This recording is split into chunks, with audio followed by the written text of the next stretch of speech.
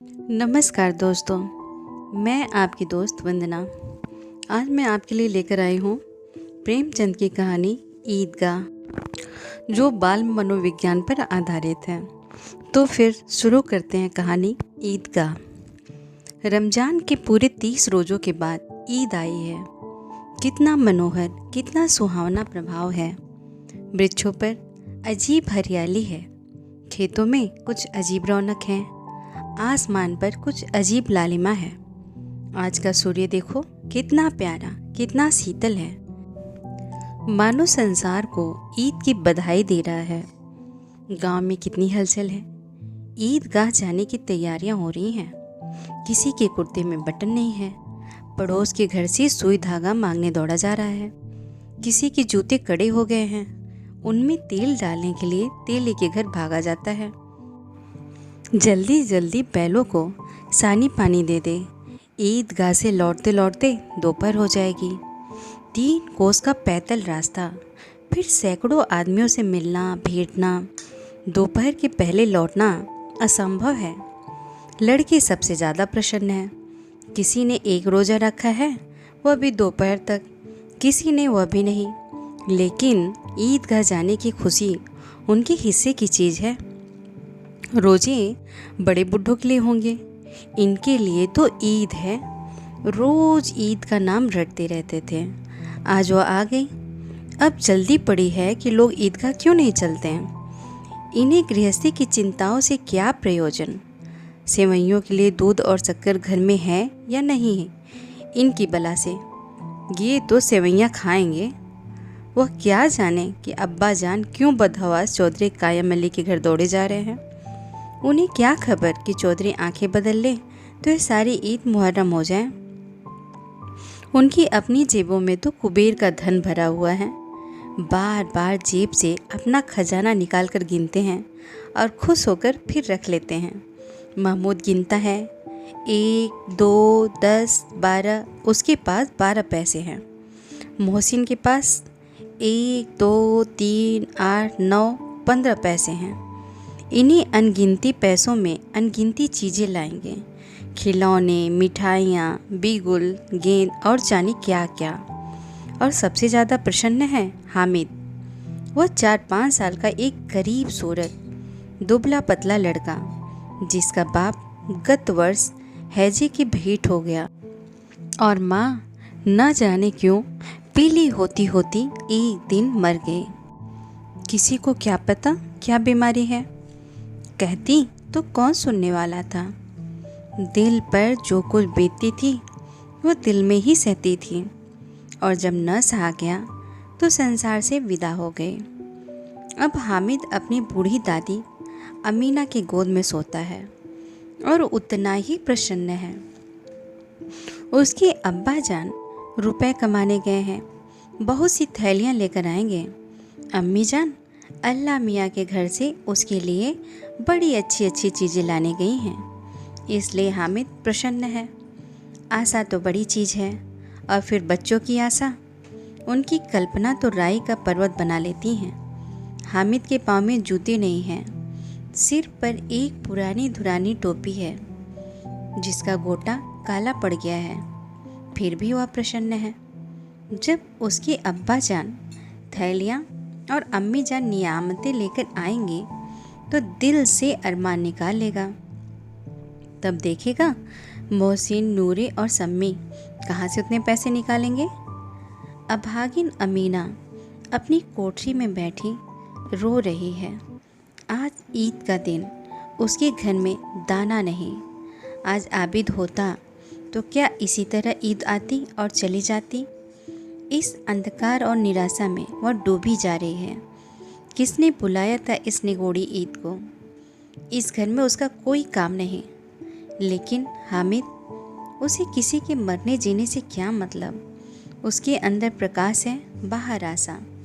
विपत्ति अपना सारा दल बल लेकर आए, हामिद की आनंद भरी चितवन उसका विध्वंस कर देगी। हामिद भीतर जाकर दादी से कहता है, तुम डरना नहीं अम्मा, मैं सबसे पहले आऊँगा, बिल्कुल न डरना। अमीना का दिल कचोट रहा है। गांव के बच्चे अपने अपने बाप के साथ जा रहे हैं। हामिद का बाप अमीना के सिवा और कौन है? उसे कैसे अकेले मेले जाने दें? उस भीड़ भाड़ से बच्चा खो जाए तो क्या हो? नहीं, अमीना उसे यूं न जाने देगी। नन्ही सी जान 3 कोस चलेगा कैसे? पैर में छाले पड़ जाएंगे। जूते भी तो नहीं हैं। वह थोड़ी थोड़ी दूर पर उसे गोद में ले लेती, लेकिन यहाँ सेवैयाँ कौन पकाएगा? पैसे होते तो लौटते लौटते सब सामग्री जमा करके चटपट बना लेती। यहाँ तो घंटों चीज़ें जमा करते लगेंगे। मांगे का ही तो भरोसा ठहरा।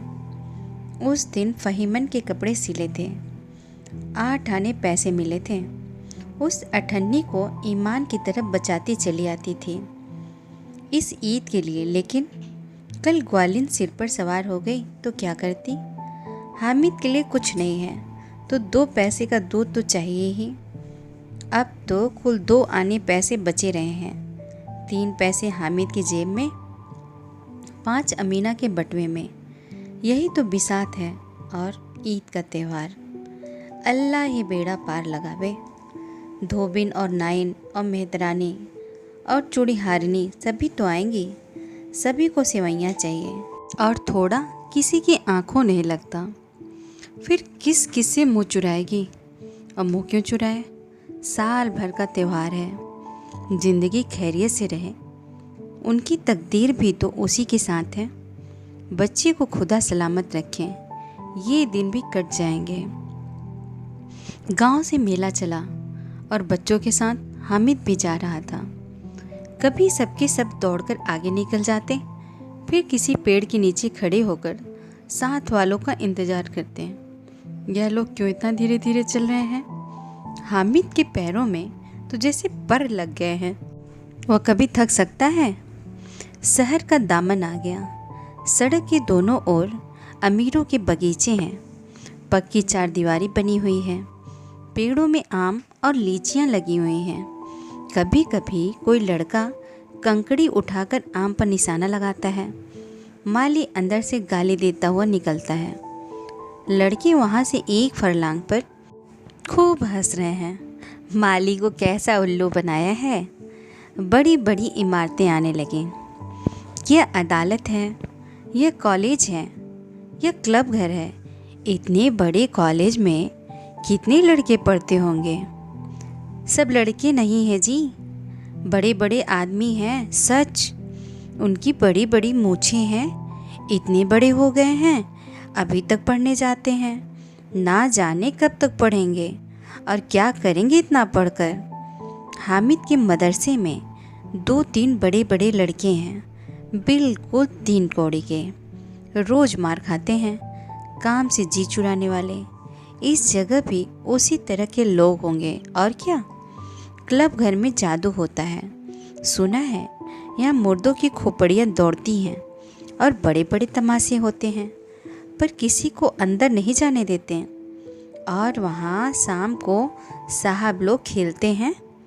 बड़े बड़े आदमी खेलते हैं, मूंछों दाढ़ी वाले।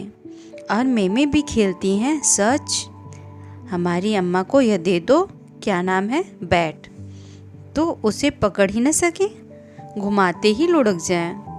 महमूद ने कहा। हमारी अम्मी जान का तो हाथ कांपने लगे, अल्लाह कसम। मोहसिन बोला, चलो मनो आटा पीस डालती हैं, ज़रा सा बैट पकड़ लेंगे तो हाथ कांपने लगेंगे। सैकड़ों घड़े पानी रोज़ निकालती हैं, 5 घड़े तो तेरी भैंस पी जाती है। किसी मेम को 1 घड़ा पानी भरना पड़े तो आंखों तले अंधेरा छा जाए। महमूद, लेकिन दौड़ती तो नहीं, उछल कूद तो नहीं सकती। मोहसिन, हाँ उछल कूद तो नहीं सकती, लेकिन उस दिन मेरी गाय खुल गई थी और चौधरी के खेत में जा पड़ी थी। अम्मा इतना तेज़ दौड़ी कि मैं उन्हें पा न सका। सच। आगे चलें। हलवाइयों की दुकानें शुरू हुई। आज खूब सजी हुई थी। इतनी मिठाइयाँ कौन खाता है? देखो ना, एक एक दुकान पर मनो होंगी। सुना है रात को जिन्नात आकर खरीद ले जाते हैं। अब्बा कहते थे कि आधी रात को एक आदमी हर दुकान पर जाता है और जितना बचा माल होता है वो तुलवा लेता है और सचमुच ही रुपए देता है, बिल्कुल ऐसे ही रुपए। हामिद को यकीन न आया। ऐसे रुपए जिन्नात को कहाँ से मिल जाएंगे? मोहसिन ने कहा, जिन्नात को रुपए की क्या कमी, जिस खजाने में चाहे चले जाएं, लोहे के दरवाजे तक उन्हें नहीं रोक सकते जनाब। आप हैं किस फेर में?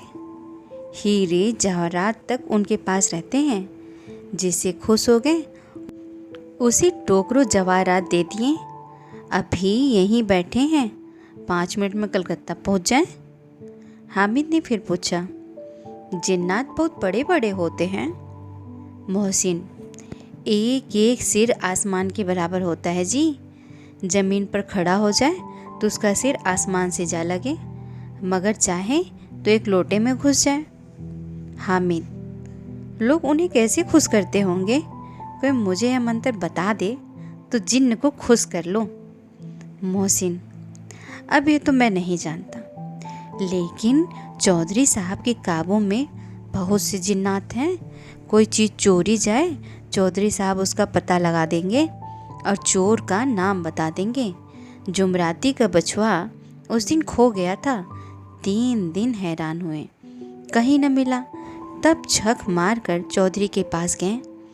चौधरी ने तुरंत बता दिया, मवेशी खाने में है, और वहीं मिला।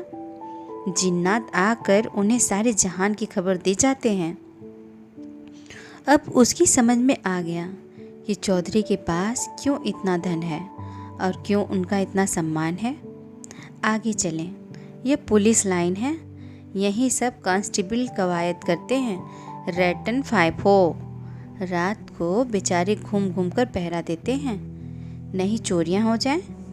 मोहसिन ने प्रतिवाद किया, यह कांस्टेबल पहरा देते हैं, तभी तो तुम बहुत जानते हो अजी हजरत, ये चोरी करते हैं। शहर के जितने चोर डाकू हैं सब इनसे मिले रहते हैं। रात को ये लोग चोरों से तो कहते हैं चोरी करो, और आप दूसरे मोहल्ले में जाकर जागते रहो पुकारते हैं। तभी इन लोगों के पास इतने रुपए आते हैं।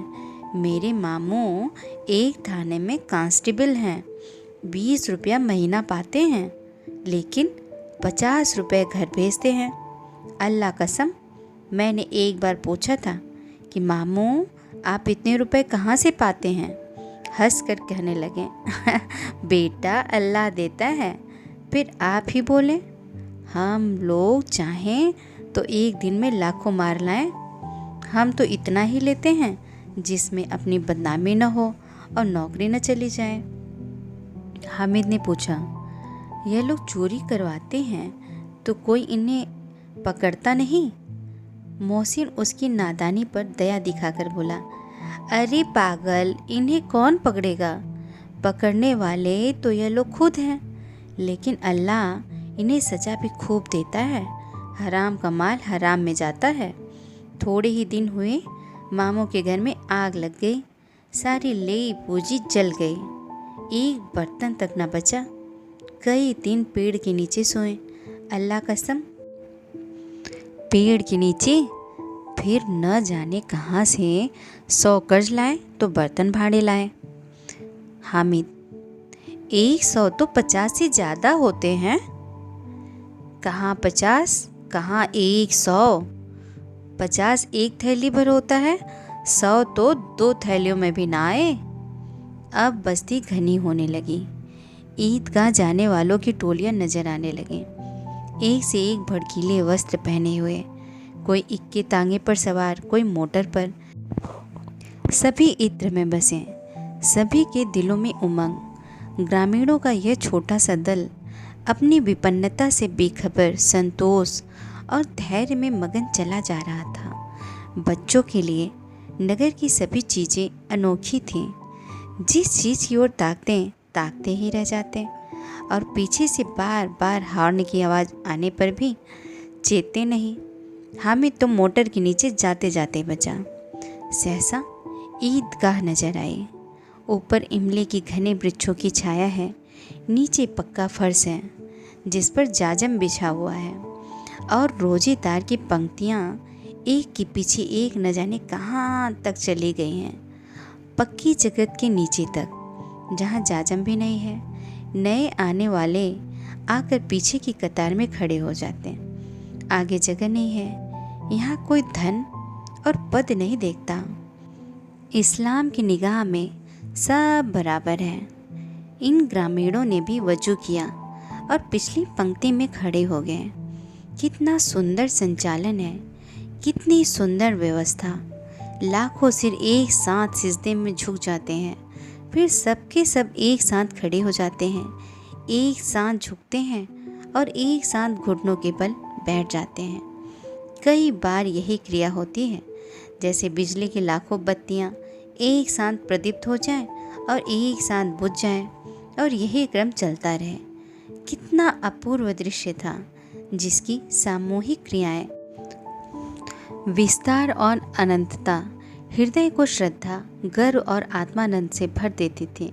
मानो भातृत्व का एक सूत्र इन समस्त आत्माओं को एक लड़ी में पिरोए हुए है। मोहसिन कहता है, मेरा भिस्ती रोज पानी दे जाएगा सांझ सवेरे। महमूद, मेरा सिपाही घर का पहरा देगा, कोई चोर आएगा तो फौरन बंदूक से फायर कर देगा। नूरे, और मेरा वकील खूब मुकदमा लड़ेगा। सम्मी, और मेरी धोबिन रोज कपड़े धोएगी। हामिद खिलौनों की निंदा करता है। मिट्टी के ही तो हैं, गिरे तो चकनाचूर हो जाए। लेकिन ललचाई हुई आंखों से खिलौनों को देख रहा है और चाहता है कि जरा देर के लिए उन्हें हाथ में ले सकता। उसके हाथ अनायास ही लपकते हैं, लेकिन लड़के इतने त्यागी नहीं होते, विशेषकर जब अभी नया शौक है। हामिद ललचाता रह जाता है। खिलौने के बाद मिठाइयाँ आती हैं। किसी ने रेवड़ियाँ ली हैं, किसी ने गुलाब जामुन, किसी ने सोहन हलवा। मज़े से खा रहे हैं। हामिद बिरादरी से पृथक है। अब भागे के पास 3 पैसे हैं, क्यों नहीं कुछ लेकर खाता। ललचाई आंखों से सबकी ओर देखता है। मोहसिन कहता है, हामिद रेवड़ी ले जा, कितनी खुशबूदार है। हामिद को संदेह हुआ, ये केवल क्रूर विनोद है। मोहसिन इतना उदार नहीं है, लेकिन यह जानकर भी वो उसके पास जाता है। मोहसिन दोने से एक रेवड़ी निकालकर हामिद की ओर बढ़ाता है। हामिद हाथ फैलाता है। मोहसिन रेवड़ी अपने मुंह में रख लेता है। महमूद, नूरे और सम्मी खूब तालियां बजा बजा कर हंसते हैं। हामिद खिसिया जाता है। मोहसिन, अच्छा अब की ज़रूर देंगे हामिद, अल्लाह कसम, ले जाओ। हामिद, रखे रहो, क्या मेरे पास पैसे नहीं हैं। सम्मी, 3 ही पैसे तो हैं, 3 पैसे में क्या क्या लोगे। महमूद, हमसे गुलाब जामुन ले जाओ हामिद, मोहसिन बदमाश है। हामिद, मिठाई कौन बड़ी नेमत है, किताब में इसकी कितनी बुराइयां लिखी हैं। मोहसिन, लेकिन दिल में कह रहे होगे कि मिले तो खा ले, अपने पैसे क्यों नहीं निकालते। महमूद, हम समझते हैं इसकी चालाकी, जब हमारे सारे पैसे खर्च हो जाएंगे तो मैं ललचा ललचा कर खाएगा। मिठाइयों के बाद कुछ दुकानें लोहे की चीज़ों की, कुछ गिलट और कुछ नकली गहनों की। लड़कों के लिए यहाँ कोई आकर्षण न था, वे सब आगे बढ़े जाते हैं। हामिद लोहे की दुकान पर रुक जाता है। कई चिमटे रखे हुए थे। उसे ख्याल आया, दादी के पास चिमटा नहीं है। तवे से रोटियां उतारती हैं तो हाथ जल जाता है। अगर वह चिमटा लेकर जाकर दादी को दे दे तो कितना प्रसन्न होंगे, फिर उनकी उंगलियां कभी न चलेंगी। घर में एक काम की चीज़ हो जाएगी। खिलौने से क्या फ़ायदा, व्यर्थ में पैसे खराब होते हैं। ज़रा देर ही तो खुशी होती है, फिर तो खिलौने को कोई आंख उठाकर नहीं देखता। यह तो घर पहुँचते पहुँचते टूट फूट बराबर हो जाएंगे। या छोटे बच्चे जो मेले में नहीं आए हैं जीत करके ले लेंगे और तोड़ डालेंगे। चिमटा कितने काम की चीज़ है। रोटियां तवे से उतार लो, चूल्हे में सेंक लो। कोई आग मांगने आए तो चटपट चूल्हे से आग निकाल कर उसे दे दो।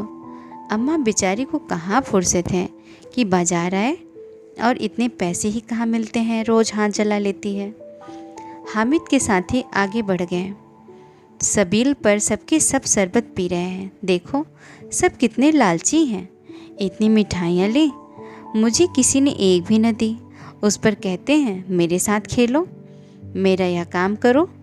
अब अगर किसी ने कोई काम करने को कहा तो पूछूंगा, खाए मिठाइयाँ, आप मुँह सड़ेगा, फोड़े फुंसियाँ निकलेंगी, आप ही जबान चटोरी हो जाएगी, तब घर से पैसे चुराएंगे और मार खाएंगे।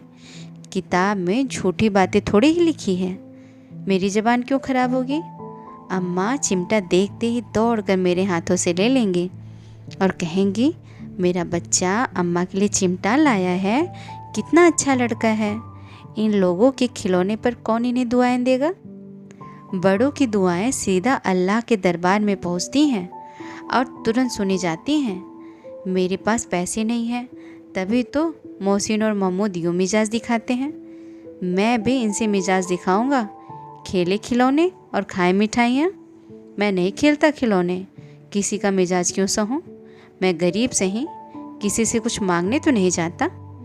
आखिर अब्बा जान कभी न कभी तो आएंगे, अम्मा भी आएंगी ही। फिर इन लोगों से पूछूंगा, कितने खिलौने लोगे। एक एक टोकरियाँ खिलौने दूँ और दिखा दूँ कि दोस्तों के साथ इस तरह का सलूक किया जाता है। यह नहीं कि एक पैसे की रेवड़ियाँ ली तो चिढ़ा चिढ़ा कर खाने लगे। सब के सब खूब हंसेंगे कि हामिद ने चिमटा लिया है। हंसे मेरी बला से। उसने दुकानदार से पूछा, यह चिमटा कितने का है। दुकानदार ने उसकी ओर देखा और कोई आदमी साथ न देकर कहा, तुम्हारे काम का नहीं है जी। बिकाऊ है कि नहीं।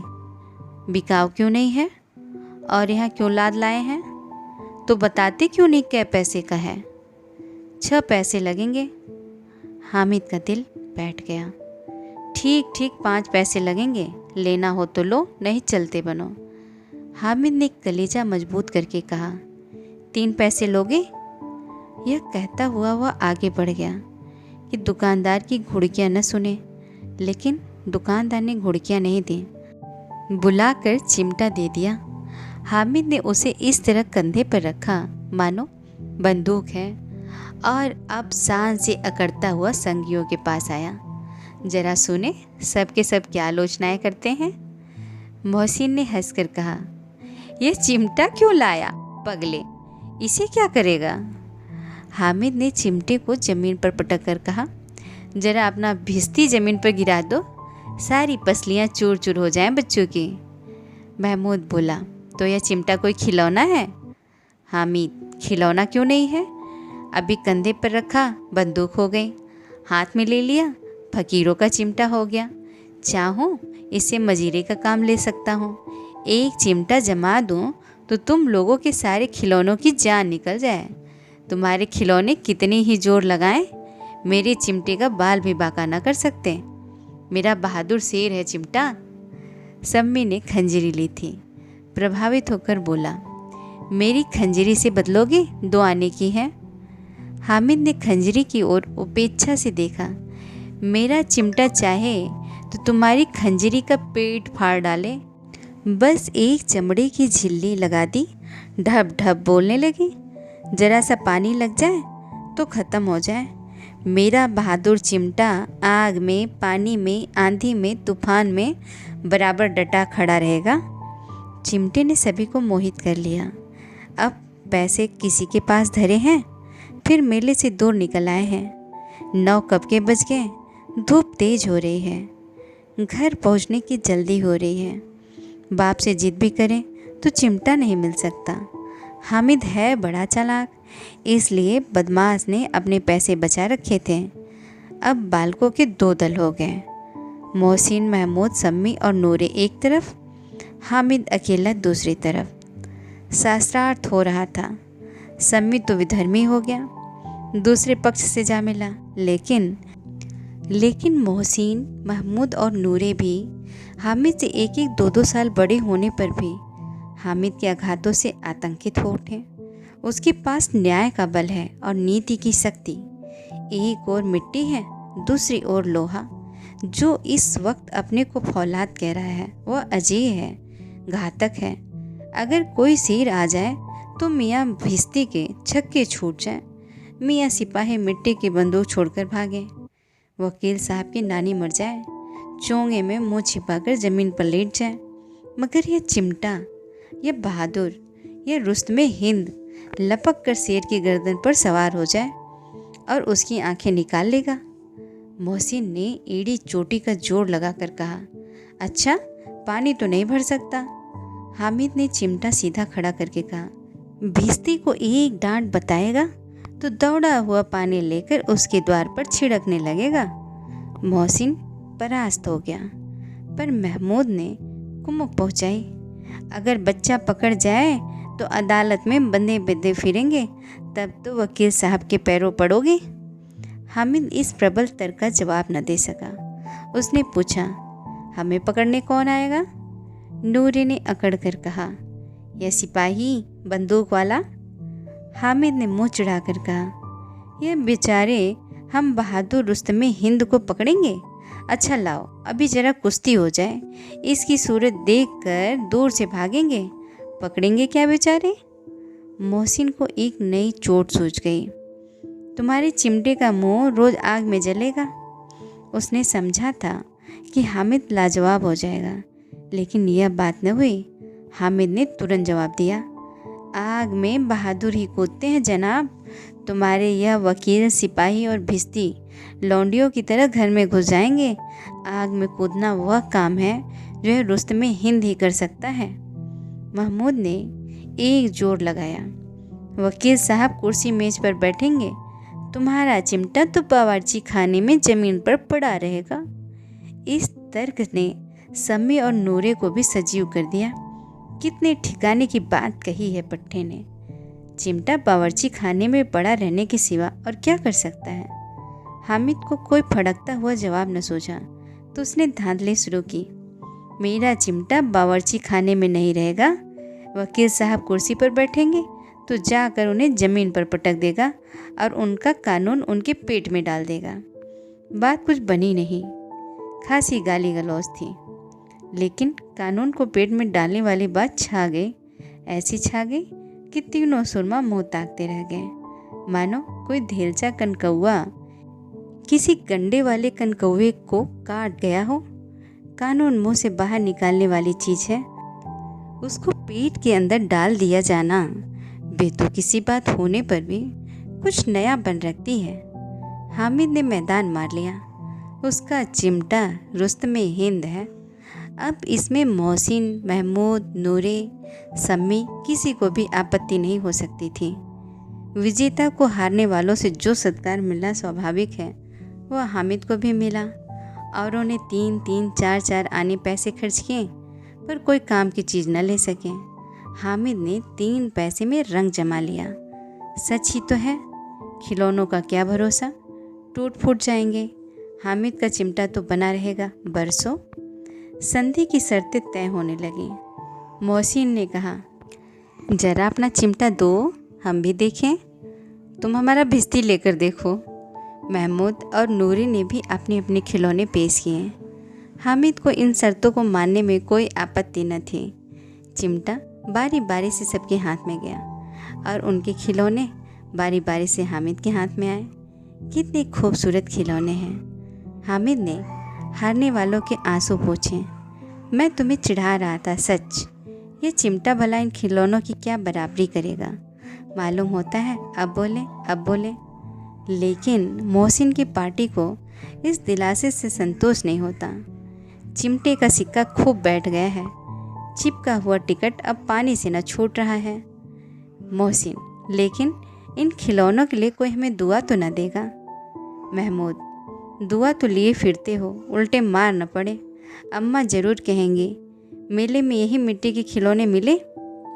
हामिद को स्वीकार करना पड़ा कि खिलौनों को देखकर किसी की माँ इतनी खुश न होंगी जितनी दादी चिमटे को देखकर होंगी। 3 पैसों ही से तो सब कुछ करना था और उन पैसों से इस उपयोग पर पछतावे की बिल्कुल ज़रूरत न थी। फिर अब तो चिमटा रुस्तमे हिंद है और सभी खिलौनों का बादशाह। रास्ते में महमूद को भूख लगी। उसके बाप ने केले खाने को दिए। महमूद ने केवल हामिद को साझी बनाया। उसके अन्य मित्र मुंह ताकते रह गए। यह उस चिमटे का प्रसाद था। 11 बजे गांव में हलचल मच गई। मेले वाले आ गए। मोहसिन की छोटी बहन ने दौड़कर भिश्ती उसके हाथ से छीन लिया और मारी खुशी की जा उछली। तुम मियाँ भिश्ती नीचे आ रहे हैं और सुरलोक सिधा रहे। इस पर भाई बहन में मारपीट हुई। दोनों खूब रोए। उनकी अम्मा यह शोर सुनकर बिगड़ी और दोनों को ऊपर से 2-2 चांटे और लगाए। मियाँ नूरे के वकील का अंत उनके प्रतिष्ठानुकूल इससे ज़्यादा गौरवमय हुआ। वकील ज़मीन पर या ताक पर तो नहीं बैठ सकता। उसकी मर्यादा का विचार तो करना ही होगा। दीवार में खूंटियाँ गाड़ी गईं। उन पर लकड़ी का एक पटरा रखा गया। पटरे पर कागज़ का कालीन बिछाया गया। वकील साहब राजा भोज की भांति सिंहासन पर विराजे। नूरी नू ने पंखा झलना शुरू किया। अदालतों में खस की टट्टियाँ और बिजली के पंखे रहते हैं। क्या यहाँ मामूली पंखा भी न हो? कानून की गर्मी दिमाग पर चढ़ जाएगी कि नहीं? बांस का पंखा आया और नूरे हवा करने लगा। मालूम नहीं पंखे की हवा से या पंखे की चोट से वकील साहब स्वर्गलोक से मृतलोक में आ रहे हैं और उनका माटी का चोला माटी में मिल गया। फिर बड़े जोर शोर से मातम हुआ और वकील साहब की अस्थि घूरे पर डाल दी गई। अब रहा महमूद का सिपाही। उसे चटपट गांव का पहरा देने का चार्ज मिल गया। लेकिन पुलिस का सिपाही कोई साधारण व्यक्ति तो नहीं जो अपने पैरों चले और पालकी पर चलेगा। एक टोकरी आई, उसमें कुछ लाल रंग के फटी पुरानी चीथड़े बिछाए गए जिसमें सिपाही साहब आराम से लेटे। नूरे ने यह टोकरी उठाई और अपने द्वार का चक्कर लगाने लगे। उनके दोनों छोटे भाई सिपाही की तरह छोने वाले जागते लहो पुकारते चलते हैं। मगर रात तो अंधेरी ही होनी चाहिए। महमूद को ठोकर लग जाती है। टोकरी उसके हाथ से छूटकर गिर पड़ती है और मियाँ सिपाही अपनी बंदूक लिए ज़मीन पर आ जाते हैं और उनकी एक टांग में विकार आ जाता है। महमूद को आज ज्ञात हुआ कि वह अच्छा डॉक्टर है जिससे वह टूटी टांग को आनन फानन जोड़ सकता है। केवल गूलर का दूध चाहिए। गूलर का दूध आता है, टांग जवाब दे देती है। शल्य क्रिया असफल हुई तब उसकी दूसरी टांगें भी तोड़ दी जाती हैं।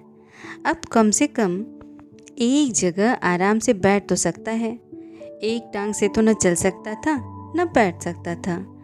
अब वह सिपाही सन्यासी हो गया है। अपनी जगह पर बैठा बैठा पहरा देता है। कभी कभी देवता भी बन जाता है। उसके सिर का झालरदार साफा खुरस दिया गया है। अब उसका जितना रूपांतर चाहो कर सकते हो। कभी कभी तो उसे बाट का काम भी लिया जाता है। अब मियाँ हामिद का हाल सुनिए। अमीना उसकी आवाज़ सुनते ही दौड़ी और उसे गोद में उठाकर प्यार करने लगी। सहसा उसके हाथों में चिमटा देखकर वह चौंकी। यह चिमटा कहाँ था? मैंने मोल लिया है।